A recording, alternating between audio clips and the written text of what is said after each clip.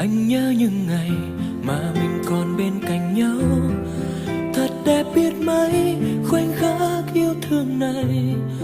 Thật đẹp biết mấy những lúc ta vừa quen nhau. Thật đẹp biết mấy lúc ta mới yêu nhau. Khi đôi ta mới yêu nhau thường hay mộng mơ lắm. Mình từng hẹn ước sẽ mãi luôn bên nhau. Mình từng đã hứa sẽ mãi không bao giờ xa cách rời. Mà nay giờ đây hai đứa hai nơi. Có bao giờ em nhớ về anh những ngày xưa?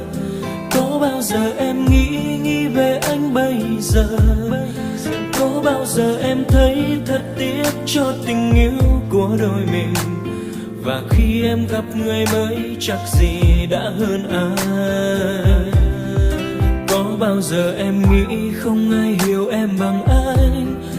Lúc em cần nũng níu trên bờ vai anh này. Lúc em cần ai đó em thật lâu từ đằng sau lưng em này. Chỉ anh mới biết, chỉ anh mới hiểu được em.